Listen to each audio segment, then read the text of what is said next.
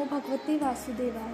हमारे सनातन धर्म में हर तिथि का विशेष महत्व है और एकादशी श्री हरि विष्णु को अति प्रिय है। हर वर्ष चैत्र माह की कृष्ण एकादशी तिथि पर आने वाली एकादशी को पाप मोचनी एकादशी का व्रत किया जाता है। पाप मोचनी एकादशी का नाम ही अपने आप में इसका महत्व प्रकट करता है। पाप मोचनी शब्द का अर्थ है पापों का नाश करने वाली। साथ ही दक्षिण भारत में इस एकादशी को रंगभूमि एकादशी के नाम से भी जाना जाता है। माना जाता है कि इस पवित्र दिन भगवान विष्णु की आराधना और विधि विधान से व्रत रखने से व्यक्ति अपने पूर्व जन्मों के साथ वर्तमान जन्म के सभी पापों से मुक्त होकर मोक्ष का मार्ग प्राप्त करता है। इस दिन किए गए दान, पुण्य और सत्कर्मों का फल भी अनेक गुना बढ़ जाता है। इस दिन का हिंदू धर्म में विशेष महत्व माना गया है। इस वर्ष पाप मोचनी एकादशी शुभ रवि योग में पड़ रही है, जो इस पर्व के महत्व को और भी बढ़ा देता है। इस योग में की गई पूजा पाठ का विशेष रूप से फलदायी मानी जाती है। पाप मोचनी एकादशी तिथि प्रारंभ होगी 4 अप्रैल को शाम 4:14 पर। वहीं यह तिथि समाप्त होगी 5 अप्रैल को दोपहर 1:28 पर। एकादशी व्रत का पारण का शुभ मुहूर्त रहेगा 6 अप्रैल को सुबह 6:05 से 8:37 तक। आइए जानते हैं पाप मोचनी एकादशी व्रत की पूजन विधि। इस दिन सूर्योदय से पूर्व उठें और स्नान करें। इसके बाद सूर्य भगवान को अर्घ्य दें। बाद में साफ कपड़े पहने और मन में श्री हरि का ध्यान करके व्रत का संकल्प लें।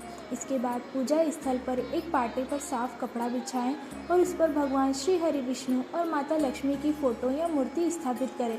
अगर घर में श्री हरि की मूर्ति है तो किसी पवित्र जल से अभिषेक करें। फल, फूल, धूप, दीप नैवेद्य से पूजन करें। प्रसाद में तुलसी का पत्ता अवश्य रखें। साथ ही भगवान विष्णु की कथा सुनें और आरती करें। संभव हो तो इस दिन की रात्रि में विष्णु जी के नाम का जाप करते हुए जागरण करें। आइए श्रवण करते हैं पाप मोचनी एकादशी की व्रत कथा। अर्जुन ने भगवान श्री कृष्ण से कहा, हे मधुसूदन, चैत्र माह की कृष्ण पक्ष में आने वाली एकादशी का नाम क्या है तथा उसकी विधि क्या है? कृपा करके आप मेरी बढ़ती हुई जिज्ञासा को शांत करें।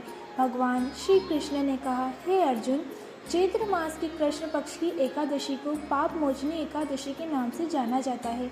एक बार की बात है, पृथ्वीपति राजा मंदाता ने लोमेश ऋषि से यही प्रश्न किया था जो तुमने मुझसे किया है।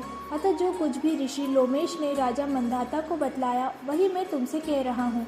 राजा मंदाता ने धर्म का गुह्यतम रहस्यों के ज्ञाता महर्षि लोमेश से पूछा, हे ऋषि श्रेष्ठ, मनुष्य के पापों का मोचन किस प्रकार संभव है?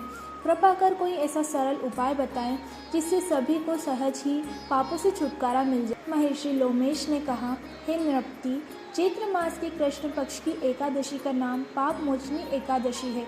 उसके व्रत के प्रभाव से मनुष्य के अनेक पाप नष्ट हो जाते हैं। मैं तुम्हें इस व्रत की कथा सुनाता हूँ, ध्यान पूर्वक श्रवण करो। प्राचीन समय में चैत्र व्रत नाम का एक वन था। उसमें अप्सराएं किन्नरों के साथ विहार किया करती थी। वहाँ सदैव वसंत का मौसम रहता था, अर्थात उस जगह सदा नाना प्रकार के पुष्प खिले रहते थे। कभी गंधर्व कन्याएं विहार किया करती थी, कभी देवेंद्र अन्य देवताओं के साथ क्रीड़ा किया करते थे। उसी वन में मेधावी नाम के एक ऋषि भी तपस्या में लीन रहते थे। वे शिव भक्त थे। एक दिन मंजू घोषा नाम का एक अप्सरा ने उनको मोहित कर उनकी निकटता का लाभ उठाने की चेष्टा की। इसलिए वह कुछ दूरी पर बैठ वीणा बजाकर मधुर स्वर में गाने लगी। उसी समय शिव भक्त महर्षि मेधावी को कामदेव भी जीतने का प्रयास करने लगे। कामदेव ने उस सुंदर अप्सरा के भ्रू नृत्य का धनुष उठाया, कटाक्ष को उसकी प्रत्यंचा बनाई और उसके नेत्रों को मंजू घोषा अप्सरा का सेनापति बनाया। इस तरह कामदेव अपने शत्रु भक्त को जीतने को तैयार हुआ। उस समय महर्षि मेधावी भी युवा अवस्था में थे और काफ़ी हष्टपुष्ट थे। उन्होंने यज्ञोपवीत तथा दंड धारण कर रखा था। वे दूसरे कामदेव के समान प्रतीत हो रहे थे। उस मुनि को देखकर कामदेव के वश में हुई मंजू घोषा ने धीरे धीरे मधुर वाणी से वीणा का गायन शुरू किया तो महर्षि मेधावी भी मंजू घोषा के मधुर गाने तथा उसके सौंदर्य पर मोहित हो गए। वह अप्सरा मेधावी मुनि को कामदेव से पीड़ित जानकर उनसे आलिंगन करने लगी। महर्षि मेधावी उनके सौंदर्य पर मोहित होकर शिव रहस्य को भूल गए और काम के वशीभूत होकर उनके साथ रमण करने लगे। काम के वशीभूत होने के कारण मुनि को उस दिन समय दिन रात का कुछ भी भान न रहा। काफ़ी समय तक वे रमण करते रहे। तदुपरांत मंजू घोषा उस मुनि से बोली, हे ऋषिवरा, अब मुझे बहुत समय हो गया है, अतः स्वर्ग जाने की आज्ञा दीजिए। अप्सरा की बात सुनकर ऋषि ने कहा, हे मोहिनी, संध्या को तो आई हो, प्रातःकाल होने पर चली जाना। ऋषि के ऐसे वचनों को सुनकर अप्सरा उनके साथ रमण करने लगी। इसी प्रकार दोनों ने साथ साथ बहुत समय बिताया। मंजू घोषा ने एक दिन ऋषि से कहा, हे विप्र, अब मुझे आप स्वर्ग जाने की आज्ञा दीजिए। मुनि ने इस बार भी वही कहा, हे रूपसी, अभी ज़्यादा समय व्यतीत नहीं हुआ है, कुछ समय और ठहरो। मुनि की बात सुनकर अप्सरा ने कहा, हे ऋषिवर, आपकी रात तो बहुत लंबी है, आप स्वयं ही सोचिए कि मुझे आपके पास आए कितना समय हो गया, अब और ज़्यादा समय तक ठहरना उचित नहीं है। अप्सरा की बात सुनकर मुनि को समय का बोध हुआ और वह गंभीरतापूर्वक विचार करने लगे। जब उन्हें समय का ज्ञान हुआ कि उन्हें रमण करते हुए 57 वर्ष व्यतीत हो चुके हैं, तो उस अप्सरा को वह काल का रूप समझने लगे। इतना ज़्यादा समय भोग विलास में व्यर्थ चला जाने पर उन्हें बड़ा क्रोध आया। अब वह भयंकर क्रोध में जलते हुए उस ताप नाश करने वाली अप्सरा की तरफ घुटी तान कर देखने लगे। क्रोध से उनके अधर कांपने लगे और इंद्रियां बेकाबू होने लगी। क्रोध से थरथराते हुए स्वर में मुनि ने उस अप्सरा से कहा, मेरे तप को नष्ट करने वाली दुष्टा, तू महापापिन और बहुत ही दुराचारिणी है, तुझ पर धिक्कार है, अब तू मेरे श्राप से पिशाचिनी बन जा। मुनि को क्रोध युक्त श्राप से वह अप्सरा पिशाचिनी बन गई। यह देख वह व्यथित होकर बोली, हे ऋषिवर, अब मुझ पर क्रोध त्याग कर प्रसन्न होइए और कृपा करके बताइए कि इस श्राप का निवारण किस प्रकार होगा। विद्वानों ने कहा है, साधुओं की संगत अच्छा फल देने वाली है और आपके साथ तो मेरे बहुत वर्ष व्यतीत हुए हैं, अतः आप मुझ पर प्रसन्न हो जाइए, अन्यथा लोग कहेंगे कि एक पुण्य आत्मा के साथ रहने पर मंजू घोषा को पिशाचिनी बनना पड़ा।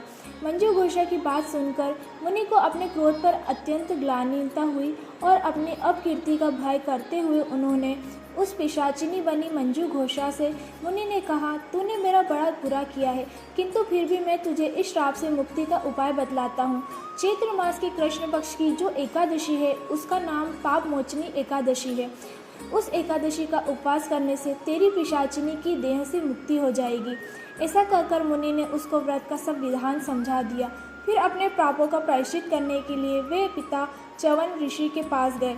च्यवन ऋषि ने अपने पुत्र मेधावी को देखकर कहा, हे पुत्र, ऐसा क्या किया है तूने कि तेरे सभी तप नष्ट हो गए हैं, जिससे तुम्हारा समस्त तेज मलिन हो गया है। मेधावी मुनि ने लज्जा से अपना सिर झुकाकर कहा, पिताश्री, मैंने एक अप्सरा से रमण करके बहुत बड़ा पाप किया है। इसी पाप के कारण संभवतः मेरा सारा तेज और मेरा तप नष्ट हो गया है। कृपा करके आप मुझे इस पाप से छूटने का उपाय बतलाइए।